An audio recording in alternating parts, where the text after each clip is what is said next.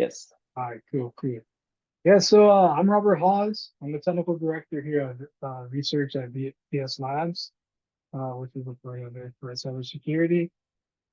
And today we'll be talking about the kernel driver AFD. And the title of this is Primitive in the Pocket. So let's dive into the next slide.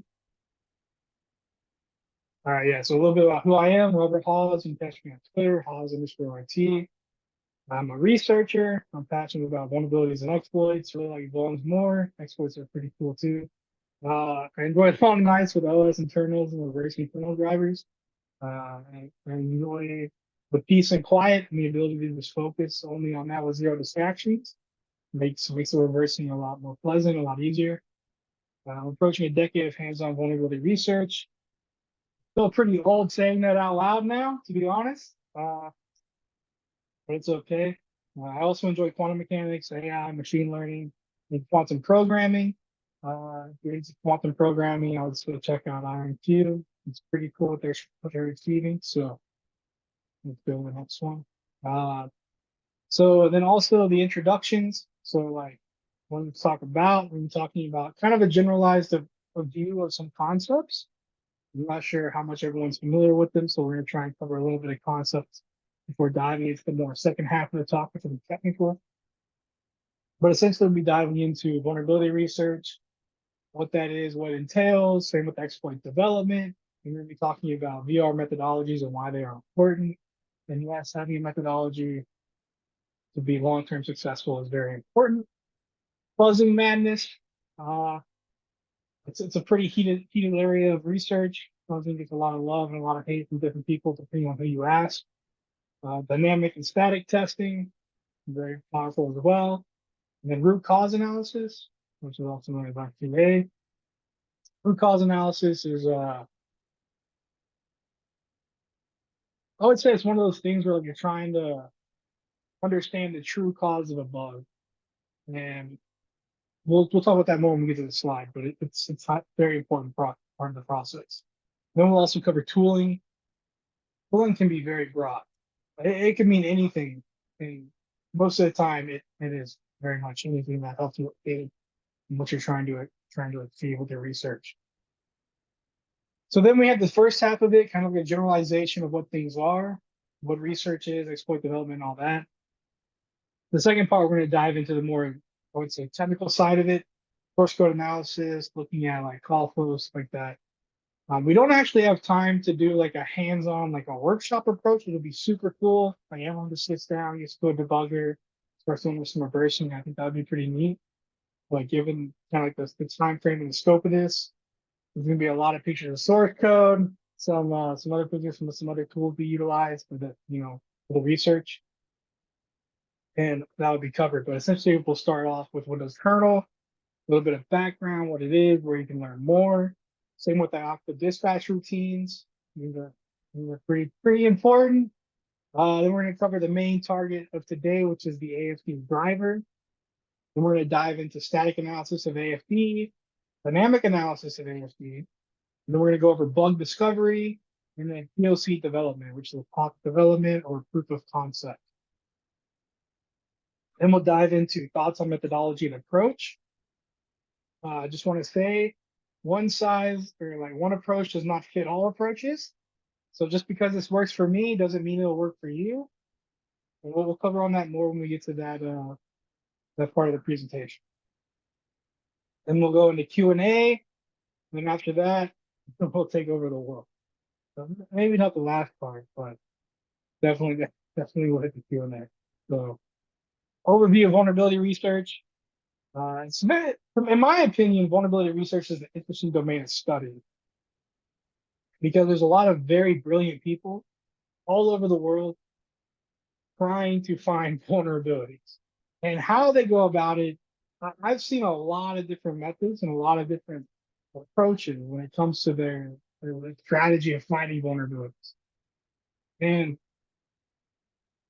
we'll cover on that more when we see the methodology stage, but it's a very interesting area. The goal, like I mentioned earlier, is to identify vulnerabilities in target hardware or software. And that's mainly what we're focusing on is like the more hardware software side. Vulnerability research can be applied to lots of domains though. It's not just for hardware and software. Another interesting area is that a vulnerability is not the same as an exploit. That's important because exploit is a capability. You achieve something. You're exploiting some type of vulnerability. The vulnerability is just like the manifestation of a abusable bug or pattern, right? So you have a bug, and then you're like, oh, okay, cool. What do I do with this bug? Well, I can abuse this bug. Oh, you can? Cool. Well, that becomes a vulnerability. Well, that vulnerability you turn into an exploit, depending on what you're trying to achieve. Not all vulnerabilities lead to RCE. That's another important thing. Some vulnerabilities can be as simple as information disclosure. You're able to leak some certain type of sensitive information, possibly from a device or an endpoint. That doesn't mean you're executing code on the endpoint, but if you can have it respond to you with more information than it should have, that's sensitive information. Well, there you have like a different type of bug leading to a different type of capability or exploit. So, and then also impact matters. What capability and vulnerability provides is important. Being able to understand, like, hey, if we're going against a hardened target that has many mitigations in place, how do we bypass each of those mitigations? Is there a bug that can circumvent all of them at once? I mean, if you had that, that'd be super cool. But most of the time, you're going to need multiple bugs to be able to bypass specific mitigation. And so being able to understand an impact of a vulnerability is very important because sometimes what you think it might lead to is not what it actually is. And that's why understanding the impact is important. Then we have like an overview of exploit development. So this is the next stage. So once you found your vulnerability, you've done your root cause analysis, you've done all the fun stuff, now you dive into the exploit development. And the capability that you're trying to achieve depends on the type of vulnerability you have. So your goal is to create a capability by using either a single vulnerability or a chain of multiple vulnerabilities, right? So think of it like you're trying to, in a normal world, you have an application developed with that and some other mitigations like ASLR, and you're like, hey, we need to bypass ASLR. Well, the most common way is to get an info leak, to be able to leak pointers from the stack or heap or something, and to figure out where you are in the binary and what you're close to. If you're on the stack, figure out what's next to you. If you're on the heap, try and figure out what's next to you there. So, and the same can be applied to, the concept that not all vulnerabilities are the same, or like lead to RCE. Not all exploits are the same either. They don't all lead to RCE. So an exploit can be anything that's going to give you more information or more of a capability than what the original intended use of that hardware or software was designed for. That's essentially what it is. If you take it and ignore all the other stuff, ignore all of the hype media, the buzzwords, and all the crazy stuff, you just have to understand that if it gives you the ability to get more information than what the developer or creator originally intended, or allows you to achieve more functionality and usability than what was originally intended, then it could be considered an exploitable bug. You have an exploit. Now, the purpose exploitation is important. Like I said earlier, it can range from multiple things. It can be an information leak as a simple example, the bypass and mitigation. But that's really kind of like an overview. Then you have the methodology. We kind of touched on this a little bit earlier. Everyone has their own methodology. What works for me might not work for you. Your mileage may vary type of approach. But it is a very hot topic.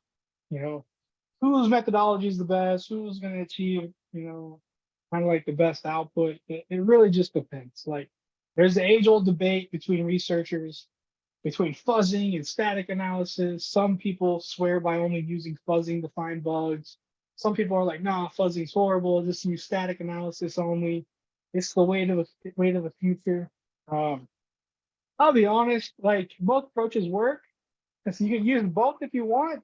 You can pick one you use the most of, use that only. Just you have to figure out what works for you. Go experiment. Go look into fuzzing. Go look at the different types of fuzzing. If you're going to do static analysis, look into tooling for static analysis. There's lots out there. It's already created. You can just go read and build upon it. And then you have the question of skill, luck, or both.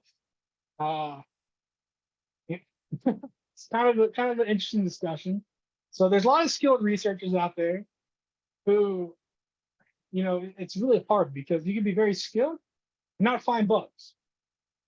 And you might be asking yourself, well, if you're a skilled researcher, how come you're not finding bugs? You know what to do. You have the fundamental knowledge. You have background history of finding those bugs. I don't know. Maybe you got to change something, change your approach, swap up your methodology. But you have to be able to have that insight to be able to know, hey, when do we start changing up? That's very important. And luck. The luck side is very important. Sometimes in research, you overcomplicate things. You create this really sophisticated process of how you're going to find a vulnerability. And then we've seen a lot of people have seen the meme where it's like, hey, I spent all this time doing this really advanced fuzzer, and then somebody found a bunch of exploitable bugs using like a bit flipper. But, I mean, it's just sometimes you get lucky. It's very hard to be able to say, hey, this is guaranteed to find you bugs. And I know we're spending a lot of time on methodology, but it's really important because you have to understand that sometimes you have to change your approach. And you have to be able to understand at what point do you change that approach. And so having that insight, having that ability to say, hey, we've tried this X amount of time, I've exhausted this, I need to try something new. And then try something new, go to fuzzing if you're doing only static analysis. If you're doing both things, then maybe pick a new target within the same overarching target. You get a different component. But for me personally, my approach varies upon how much time I have with the target. And so what does that mean? So let's say I get a target and say, hey, you have 2 weeks to find bugs. And I'm like, okay, well, this is cool. But it's going to give me the ability to say, all right, I might not have enough time to be able to do a thorough, reverse engineer the entire driver, reverse engineer all these different components. Maybe I have to bootstrap some fuzzing, try and build out a rudimentary understanding of a grammar for that fuzzer, and then start trying to do some fuzzing. That might not take a lot of time, up and running quickly. There's no guarantee you're going to find a lot of unique edge cases because you might not. You might get caught early in your fuzzer, and then from there you have to change your approach again throughout the 2-week process. But if I have like months and months and months to do research as a target, then okay, I know, hey, let's dive into this. Let's see what's exposed. Let's see what kind of components are out there, what communicates to who, what privilege level are they executing at, and then from there I can go in and do reversing and plan a normal approach for a research target. But time really matters, and familiarity with the target also matters. But that all applies into your methodology. How familiar, unfamiliar. How much time do you have? Skill or luck? Something simple you might try might actually work. Or if you're just one of those people who love the static analysis only, go that route. Whatever works. So we talked a bit about let's see if I can move this over a bit. There we go. We talked a bit about methodology, what vulnerabilities are, exploits, kind of like a very generalized overview. Now we're going to talk about a little bit about fuzzing. Fuzzing to me is a very fun method. It's a very fun approach to utilize, and many companies utilize fuzzing for their own product, and also other parties as well. So they might target another, like Google might fuzz other products from other companies. You never know. Like Microsoft, Apple, they all have internal fuzzing going on. They all have fuzzing campaigns. Private research firms, they also invest heavy into fuzzing capabilities in hardware. Now, what does it mean by hardware, though? Cloud-based versus private hosted servers. If you're doing vulnerability research, let's say you're trying to hunt for bugs in Microsoft software, and you you have a bunch of cloud-hosted products that you're using for fuzzing that it's all owned by Microsoft, and you're finding all these bugs. Well, I mean, who knows? Maybe Microsoft might know about your bugs you're finding. You know? You never know. So you have to think about like, what's your approach, what the purpose is, and how you're going to approach the fuzzing itself. Are you going to purchase your own hardware, host it yourself, fuzz off of that, keep everything internal, or are you just going to go to the cloud and just kind of, you know, hope for the best?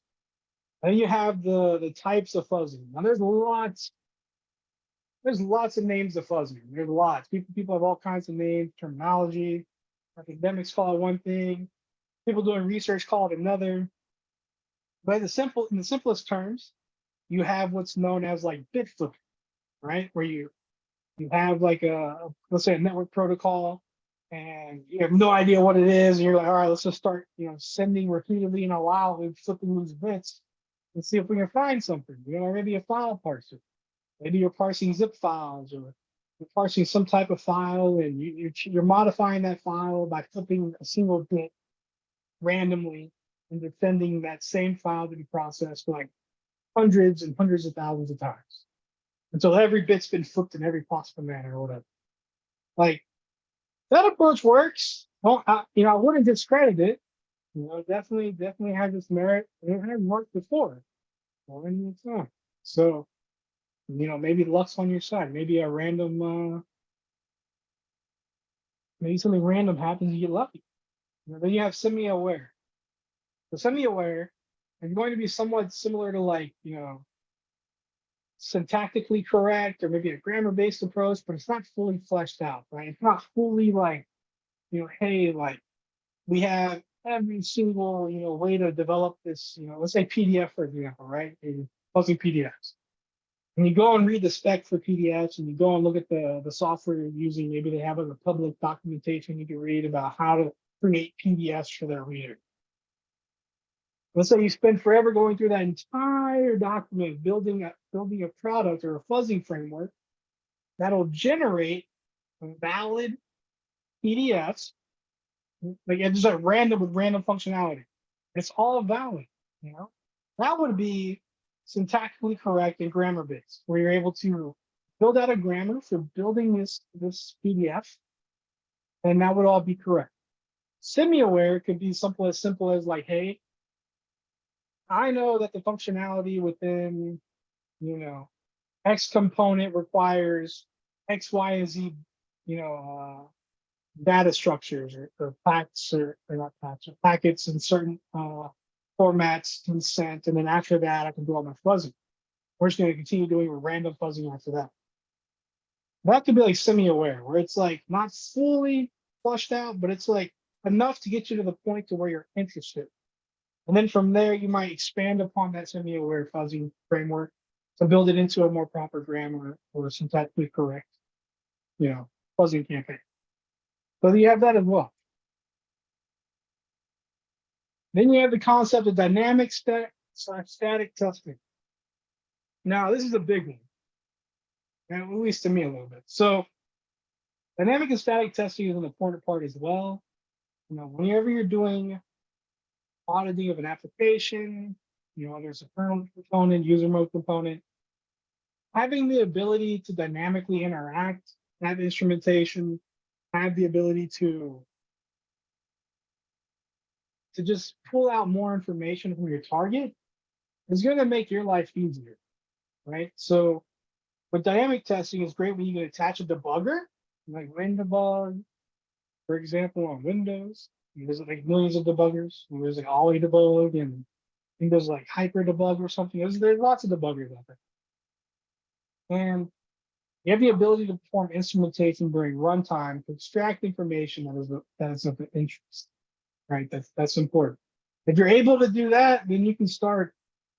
It speeds up your process of engaging your target a lot quicker, a lot faster. Then you have static testing.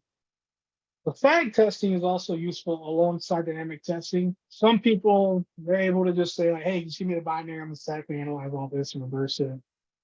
Call it good. I'm not that skilled, but maybe some people are. So while debugging, you can utilize disassemblers, decompilers, Sometimes you get lucky. Maybe the application itself is creating a log file. Maybe that log file has more information in it than it's supposed to. I mean, that could be interesting as well. So it's important to be able to understand that the dynamic and static can be combined together to accompany each other whenever you're trying to analyze a new target. And so most OSs support tooling. However, some components of some operating systems are harder to analyze than others.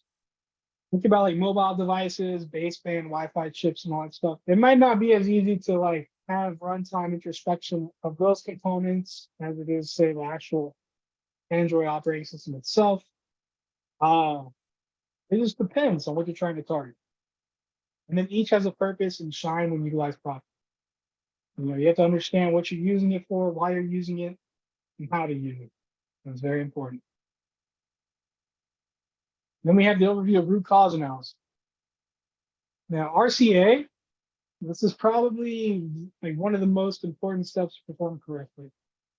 Incorrect RCA can lead to missed bugs. So please make sure it's properly analyzed. So if you're very familiar with the target, your root cause analysis timeline might be a lot faster than somebody who isn't familiar with the target. Sometimes bugs aren't as straightforward as just looking at a crash and being like, oh yeah, this is abusable. That's the case for a lot of times because you're limited in what you're able to do. There's only so many of you researchers, with so many, maybe it's just you, maybe there's a team of you, but you might be getting a lot of bugs. You might not have time to sit down and look at every single bug and go into depths of that bug for every single one. So a lot of times you'll be very familiar with the target. You'll understand what type of bug is going to fit your use case best, right? So purpose of RCA is to identify what the actual bug vulnerability is that caused X behavior to occur, right? Once again, X behavior, that crash. X behavior could be anything. It doesn't have to be a bug. One time I was auditing an application and I noticed that I'd have it parse a file and then it would just randomly delete like an entire folder in a completely separate directory. And that was pretty weird. Now the application didn't crash, but for some reason I had folders that were being deleted whenever fuzzing was happening. So I had to root cause that to figure out why are these folders being deleted. Because I don't think that's a natural purpose of the application, just randomly delete other folders. Maybe I missed something, maybe it is. But not everything leads to a crash, and that's very important to understand. So we actually covered that later on the slide. So crashes are not the only targets. Maybe file creation is of interest. Proper root cause to identify why a file is created could be useful as well. Yeah, point in case, never ending LTEs against Microsoft system services. This is important. So with Microsoft, they'll have these system services that run a system on the device. A lot of them come in predefined default. A lot of times, third parties will create system services for their applications or their software, products, or whatever. You can actually go audit those. And I mean, it's like a never-ending supply of LPEs. And it all comes down to access control. All of them. They're system privileged, service that accesses let's just say, non-priv, resources like files, images, directories, registry keys, any type of interaction between a privileged and non-privileged is always an interesting area to look to try and find bugs. The root cause analysis ties into this to be able to understand why is it actually opening a handle to this file? Why is it trying to modify this registry key? What is it going to do with this information once it obtains it? So those are a little different type of bug class, but still pretty similar. Now tooling. So tooling is pretty broad, to be honest, and it varies for everyone. And it's normally tooling is created per target, right? And sometimes it could be per platform as well, or per OS. So you have custom tooling can be anything from building a generator for syntactically correct packet structures for a network protocol that's proprietary. Maybe you reversed it and you're like, hey, we're gonna add some tooling that can help us with the reversing of this proprietary network protocol. And then from that, you can build a generator to do your fuzzing. Tooling can be used alongside fuzzing, dynamic and static analysis to hunt for vulnerabilities. Tooling can be related directly to the OS itself for monitoring for dynamic analysis. For that, so for the OS itself and monitoring like general OS-wide behavior, think about like sysinternals, right? The sysinternal suite. Or you can also use WASA. I think they're on 2.0 now. Back in the day when I used it, it was like WASA 1.0, but I think they moved up to 2.0. And WASA, I believe, stands for Windows Attack Surface Analyzer, I want to say. Could be wrong, but I think that's the name of it. And it's straight from Microsoft. And so those tools are great for having dynamic runtime introspection. They were all developed by somebody. I think WASA was actually developed by Microsoft first, but I think sysinternal suite was like non-Microsoft at first, but then became Microsoft, I believe, through can't believe I forgot his name just now. Mark, I want to say? No, I can't remember his name. Either way. So, it's important to have that information because that tooling helps aid you in your research efforts. And not only for security research, but for general reversing in general. You're curious about things, you have questions. Having that tooling to be able to give you more insight about during runtime and also during just general information and help aid you as well. So then you can also create custom scripts for existing tools, such as decompilers from Hexarrays, Binary Ninja, Ghidra. Is all possible to assist in static analysis. One tool you can utilize when you're doing Windows kernel stuff is there's a tool from VoidSec called IOPTO Plus. That's just an example. You can look into it and check it out. Now, we kind of went over like a general background of like vulnerability research, methodologies, root cause analysis, exploits. And I would highly suggest to go out and further read a lot more. These are very broad topics, but I'm trying to give like a very brief introduction before we dive into the maybe a little bit more technical side of this talk. So is there any questions so far? Let me pull up the chat thing. Let's see.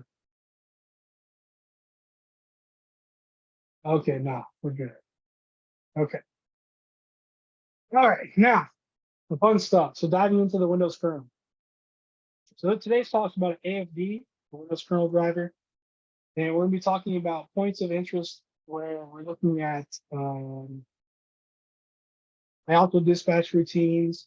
We're going to be using dynamic analysis, static analysis, and everything else. So quick little rundown of the Windows kernel.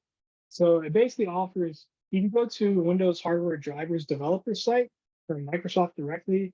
They offer information about the Windows Driver Kit, where they basically show you how to develop kernel drivers.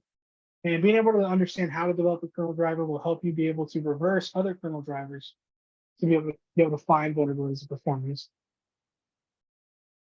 Now, kernel drivers, they commonly implement IOPTO dispatch routines to provide a gateway from user mode to kernel mode, either directly or indirectly.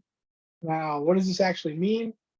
Think of it like a, how do I describe it? So think of it like you're going to a, what's a good analogy? Kernel drivers, dispatch routines, from one side to the other. Think of it like a middleman. Perfect example is a middleman, right? So let's say you have a middleman. There's someone trying to buy a house, and the house is listed for X amount of money, but there's like a house broker involved, and you have to be able to communicate to the person who owns the house. But you can't just directly communicate to that person. Well, that's where syscalls and IOPTO dispatch routines come into the picture, right? So those are like the brokers from you being directly to the house owner, right? So user mode is you. You'll say, hey, I want to communicate to that house owner, and then you'll contact that specific broker, which will be for a specific IOPTO dispatch routine. And you would say, hey, here's my information, and they're going to handle it from their side. They're going to go, the broker's going to go talk to the house owner, and then they'll get back to you. That's kind of like how it works at like a very high level. Now, there's also direct and indirect. Indirect's interesting because a lot of times there's functionality depending on what kernel driver you're looking at, like NTOS kernel or NT. It's going to have a lot of indirect functionality from user mode. And then also for some kernel drivers as well, there's even what's known as like pass through. And so the pass through is what's going to allow it to basically have one kernel driver take in a request. It's going to perform some analysis on whatever arguments you gave it or whatever functionalities it's received. And then it's going to determine, oh, wait, this information is for this driver over here. So then it's going to utilize a pass-through function. That pass-through is going to be able to take that information and forward it to the correct driver, right? And that's by default. So there's going to be checks in places. They're going to analyze some information. Let's say you're opening a file or something. Depending on the type of handle, you might run into a pass-through. So targeting drivers for vulnerability research is a promising pursuit for both LPE and RCE capabilities. Now, this is interesting because, yeah, you can also, RCE straight to the kernel, and hey, happy days. Most of the time, it's dealt with LPEs. So normally you're trying to elevate your privileges with a non-privileged user who gets access to a device, and you want to be able to elevate your privileges. So they'll try and use an LPE to achieve that. Let's see. So IOCO dispatch routines. So IOCO dispatch routines are what we'll probably primarily interact with in this talk. Within the AFD kernel driver, many IOCO dispatch routines are present, as with most kernel drivers. A lot of kernel drivers are going to have quite a few different dispatch routines. I don't want to guarantee all of them do, but when I looked at, most of them have like a pretty decent amount of dispatch routines that are available to you. Now, not all kernel drivers are able to be communicated with from user mode directly from a non-privileged perspective, but that's also other stuff. So these dispatch routines are reachable from WinSock user mode API component within the AFD kernel driver. And the way that works is essentially you'll be creating like you'll be using the WinSock API from user mode within your application. That WinSock API will actually do all the work of communicating to the kernel to stand everything up for you, stand up the socket, bind to a socket, connect to a socket. The user mode API gives you an easy way to say, hey, call socket, right? And then boom, the socket API goes off and does everything else for you. You don't have to communicate directly to the kernel. And it makes it a lot more abstract for you, a lot easier doing user mode development.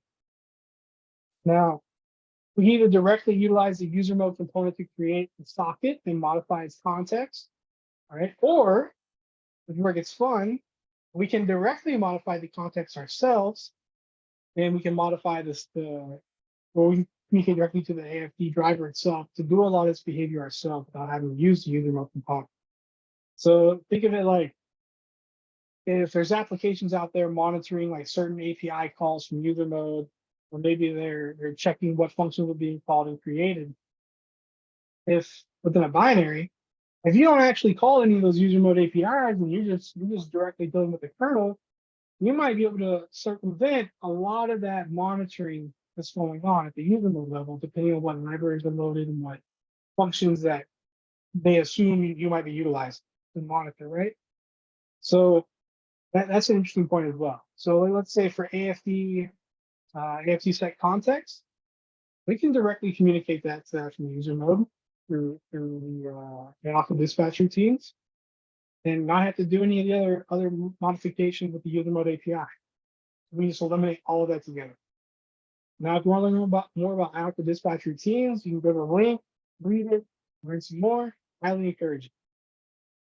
So now, a little bit more about the AFD driver. The ancillary function driver, which is what AFD stands for, is part of the kernel socket manipulation functionality within the Windows kernel. AFD driver itself is reachable through lots of different paths besides just user mode socket manipulation. It's important.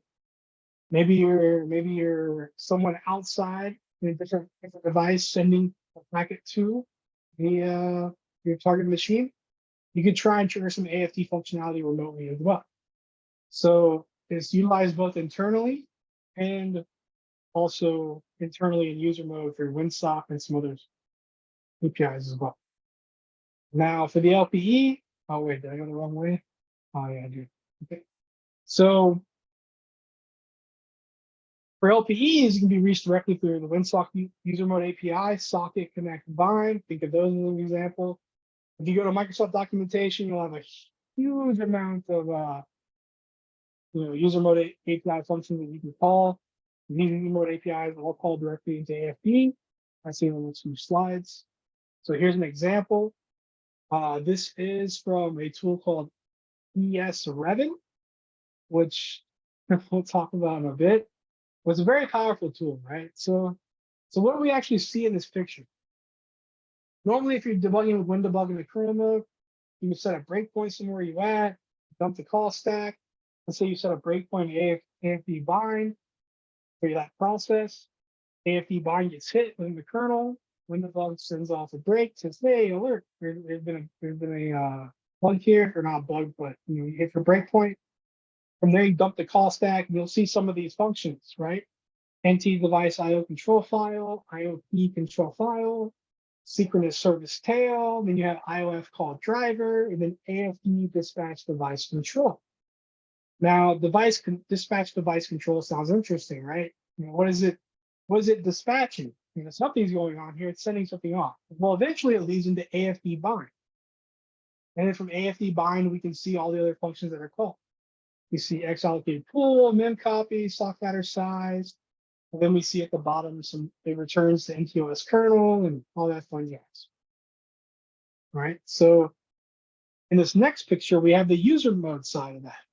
Right. So what we mentioned earlier, that user mode API is a very high abstract of what's actually going on in the kernel. Right. So on the left side of the picture, we have the kind of like the call flow history. And we have bind at 12, which is a part of the WS2_32 DLL. That bind call leads into WSP bind, which is a part of MSW sock DLL. And then that will go through, end up following some other kernel drivers before it. Like, I believe, I might be wrong on this, but I believe the TCP/IP4 WSH get sock adder. That might call into the kernel. I can't remember correctly. But you see there, we have the call to ZW device IO control file at 40. So if we go back to our previous call, this is the kernel side, NT device IO control file. That is called from ZW device IO control file, which is on the user mode side, which is a part of ntdll.dll. So we have the entire history. We can up there at the very top of the screen, we have like WSA startup. I'm a huge fan of VS-Revit, huge fan. And it makes life so much easier, especially for me. But we can basically see all of what was executed, everything. And the order it was executed, where it went. So from user mode, we see that, hey, we call bind in user mode, but what's the kernel actually do? Well, there's a lot of stuff that happens before the ZW device IO control file is called. Lots of stuff going on there. And then you also have the kernel side, which shows you everything that happens before you hit the AFD bind function. AFD bind is actually going to bind that socket.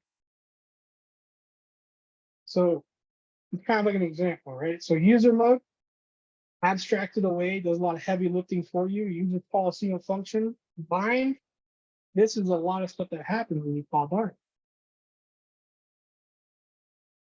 Now, static analysis side. So when we're approaching AFD, we're trying to look into see, okay, what is exposed for us to be able to target an attack. So we have static analysis. So the AFD was performed utilizing binary ninja. However, any other disassembler decompiler would work just fine. We first performed dynamic analysis to recover points of interest and optical values, and then we identified functions we likely expect further. We came across AFD superconnect, bind, set context, get context. There's a lot more, but we ended up picking AFD superconnect. That sounded interesting. I was like, yeah, I like super. So well, let's see what this is all about. And here's there's a quick little rundown look at what we're going to be looking at for AFD superconnect. So this is like an entry to the function, right? So arg2 is some of the data is controlled by an attacker with arg2 plus 0x10. You get offset to an integer. That integer then gets checked against 0xc, see if it's less than or greater than, and then some more happens. You have some more checks down there for the user mode probe address, which is going to basically be saying, hey, is this pointer address that we're provided for this buffer, does it reside within user mode or is it kernel mode? That's what's happening there. And we have some alignment checks as well with X-rays data type in this alignment. And let's see, what's the next slide? Okay, yeah. So then after we get through like the user mode check on the buffer to make sure, hey, does this pointer reside in user mode kernel? If it's a user mode one, great, then we continue. Then we end up leading into AFD get buffer. AFD get buffer is the beginning of where this bug is going to reside. So the bug exists within AFD super connect that's reachable from user mode. And we can call directly into this dispatch routine. And so with AFD get buffer, we're passing in arg2 plus 10, and then arg2 plus 10 minus 4, then RDX plus 28, and then a 1. So that's kind of how we approach static analysis. You just take your binary, throw it in the binary ninja Ghidra or something, go read the, well, here's the thing I want to touch on really important. That's very important. When you're doing this reversing and you're using like the pseudocode can be very misleading, I want to say, okay, because you want to, while you're doing this, also look at the disassembly. And because that's going to like tell you exactly what the size of those values are, what the data points are, what it's expected to be, how it's interpreted, and all of that. Like that's, because you're going to see like, hey, is it loading a D word? Is it loading a word? Is it loading a single byte? Like, what's the size of these? Like, what's the comparison? What's the size of comparisons? You know, it's telling me it's comparing racks underscore 1. But if you look at the disassembly, it's only comparing, you know, like AX, for example. It's not going to compare the whole 64 bits. It's only going to compare what is AX. AX is like what, 16 bits? It's a word. Yeah. So I always miss those up. Hopefully it's a word, but that's important. It's very important. Don't be missed. Like pseudocode's very cool, but it can be very misleading very fast. So make sure you pay attention to that. So the dynamic analysis side. The dynamic analysis AFD was performed utilizing both RDS Revit and WinDbg and kernel mode. Right? The purpose of utilizing dynamic analysis was to verify our assumptions of performing static analysis using binary ninja. So we utilize binary ninja, do some static analysis. We pair that with some dynamic analysis from Restart and WinDbg, and then we're able to confirm our assumptions by using those tools. Right? So we make a bunch of assumptions while we're doing static analysis, go verify, come back, we confirm. Now our analysis accuracy can increase during static analysis. Here's an example of SuperConnect. So we're targeting AFD SuperConnect.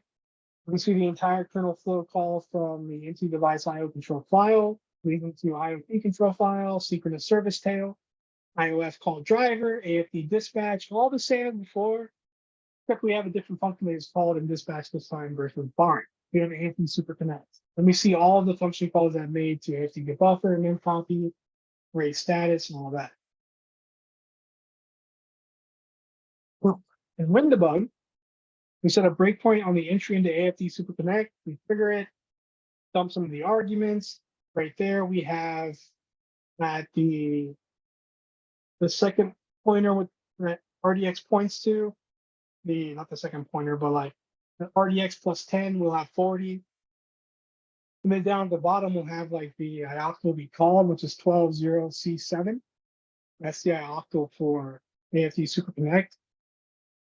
Then we have some more pointers to some other objects.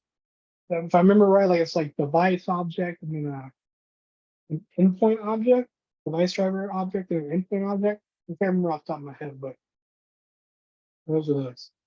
So then we have AFD calculate buffer size. So this is where the actual bug resides. So a bug was found with an AFD calculate buffer size function that was reachable from AFD SuperConnect dispatch routine. The bug in question appears to be an integer wrapping where we're able to force an integer value to wrap from max size. You know, think of like FFFFFF, and you're able to add to that. Well, what happens? It wraps around. It wraps back to 1, or wraps back to 0, and adds the rest. So now, while this bug, this is important to understand, this bug right now is not currently abusable. I couldn't figure out a way to abuse this bug inherently, but it's still interesting, right? And the reason for that is because it comes down to methodology and thought. We'll talk about that later. There's some checks that exist in the caller function, not within this function specifically. This means that in the future, if this function is utilized incorrectly, the developer can introduce a potentially abusable bug. So here we are. They have to calculate buffer size, size of MDL. During all of that math and arithmetic, that's where the bug overflow actually occurs, the overwrap. So we have to build a POC for this. Now that we have found a bug, the next step is to work on building out a proof of concept to trigger the bug during runtime. We'll go through each stage from AFD superconnect all the way to AFD calculate buffer size. The purpose is to understand constraints and what checks we need to pass. This will allow us to build the POC from user mode with the correct data to trigger the bug during runtime. So we'll start off with the AFD superconnect. We pull a size value from arg2 plus 10, the offset. We then check it against 0xc. We say, hey, is rax less than 0xc? If so, change RTX to this value and skip all the code we're interested in, right? Well, if it is, if we pass that check, go to the next one, we make sure that arg1 plus 40 is not equal to 0, right? Or it does not, it does not equal to 0. Then we go into the alignment check on the buffer for the pointer, and then we check to make sure that pointer resides within user mode. Then we add some more checks on RCXU3 as well, that stuff, which is related to, I believe, like alignments, could be wrong. And then we have arg2 plus A, which goes into rax3, another check there to make sure the size isn't null. If it's not null, then cool, does some more checks. Then we get to the AFD stand service helper. We have a check there. Then we get to AFD get buffer, right? So all of these checks during your process, you have to bypass and make sure you're able to control that all of this leads to the function you want to trigger, which we want to trigger AFD get buffer. Once we get to the AFD get buffer, then we have some more checks for AFD standard lane, checking on bounds for these sizes, right? For the very first check, if we bypass that, we go straight to AFD get buffer float. And important note here is copying the exact same arguments that we're passing the AFD get buffer. So we're just doing some bounds checks. Then we get to AFD get buffer slope. This leads into AFD calculate buffer size, right? So we first have a check there to make sure that arg2 is not greater than 0xFFFF. If it is, cool, sets RDI to that value, then skips all the code we're interested in. We never reach AFD calculate buffer size. And then we have AFD calculate buffer size. The function, the vulnerability itself resides within the arithmetic of during the call to size of MDL. Now it's important to note that, do I cover that in the next slide? No. So after AFD calculate buffer size is called, it checks the return values to make sure that it's not less than the arguments you provided. So in a way, they're saying, hey, if the size value we got from that is less than the sizes we provided, then something went wrong here. Right? Something happened that we don't want to happen, which is good, because if we look, RAX1 then gets utilized during an xallocate pull3 call, and then that buffer gets written afterwards, right? So having those checks there is important. It's a smart move, but the checks aren't actually within AFD calculate buffer size itself. They're within the caller, so it's the caller's responsibility. And here's just verifying using WinDbg. We're dumping the arguments to R, RDI, and RAX. You see RDI equals FFFF, RAX is D0. If we add RDI plus 0F, look at what happens to RAX. RAX becomes E, right? Well, then RDI becomes 1 space 0, 0, 0, 0, 0, 0, all the way to E. But how come it didn't copy the 1? How come it only copied the lower 32 bits? That's because it's only operating on 32-bit registers, not operating on 64-bit registers, except for RDI. RDI is what's operating on 64-bit register. That loading into EAX is going to load 32 bits in the EAX, something above 32 bits. So there we have a wrap to E. Now, technical methodology. So while this approach discussed in this presentation is how I approach research, it's important to understand a lot of people have different approaches. Some are heavily against fuzzing and only use static analysis. Some are heavily against static analysis and use only fuzzing, as it's their bread and butter, so to speak. Some people use a mixed approach. It's important to find what works for you. You can even get lucky searching for error messages in Google and browsing crash dumps people upload, which that could be a whole different topic for another day. But the amount of crashes people upload to forums and boards asking for help,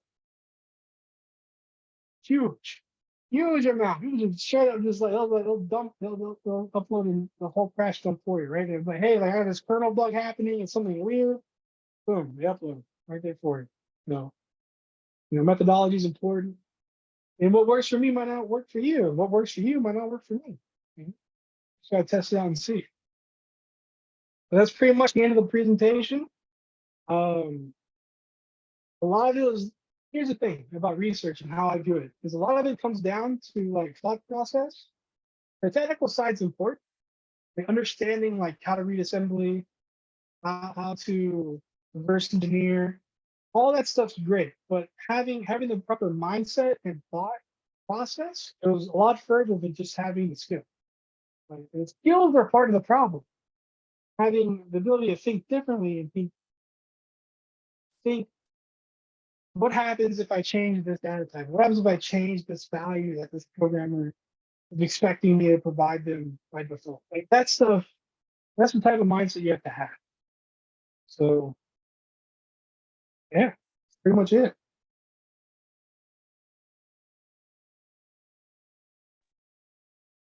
All right, thank you so much. So questions, Larry, because I think he's the only person left. Thank you, Larry. Welcomed. Okay, can you hear me? Yeah. All right, so I do have a question.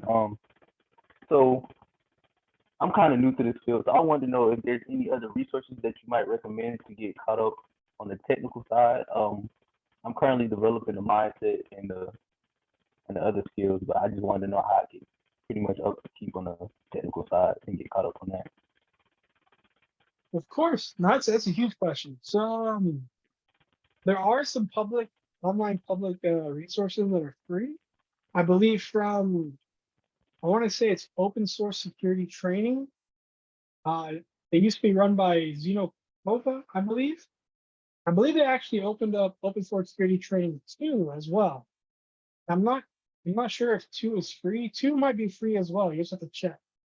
But those are 2 really great resources. Teaches you the fundamentals of reverse engineering, x86, x64. Goes over like source code auditing. They have a whole bunch of different trainings that are completely free that you can just walk through and go through. There's also another book. I believe it's called The Art. I'm trying to remember what it's called. The Art of Application Security Testing, I think it was called.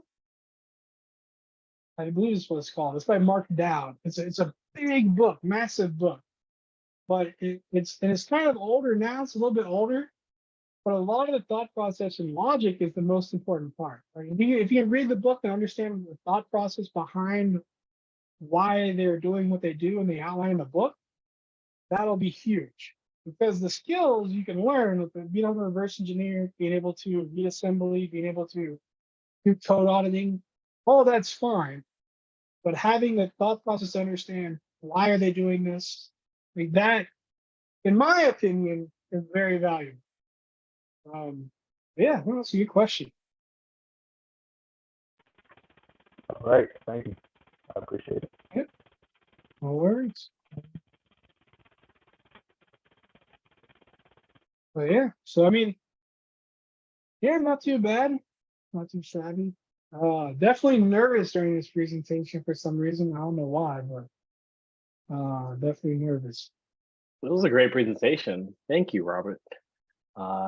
Like definitely not entry level. Like I appreciated the deep dive. I tried to keep it as like I wanted to keep it as high level as possible without end up just having all the slides and be like, hey, here's me and here's the source code, and like I wanted to be able to like have it be more like beginner friendly, more like, hey, like, let's approach this from like a high level perspective, so that you can take this and try and build off of it to do more, because there's lots of bugs. and lots of bugs in the kernel. And it's a lot easier to do it than what people think. Well, I use easy as like a probably misleading way, but like it's not as hard as people think it is, you know. And it's pretty cool. And I enjoyed it a lot. So Yeah, I know I learned a lot. Certain concepts that I already knew about in fuzzing, but never really seen it applied in these sort of ways, and not in the sort of like, now I have a structured way to actually look at it that I did appreciate from this presentation. It's always intimidating looking at the what's being written to disk and like seeing from pseudocode to actual like machine code. Like that just, yeah. Seeing what's written to a registry, like that can sometimes be intimidating, but I think you did a great job at trying to walk us through it, walk us through exactly what was happening, what we should be looking at in the future. So I liked it. I learned a lot. So very cool. Very cool. All right.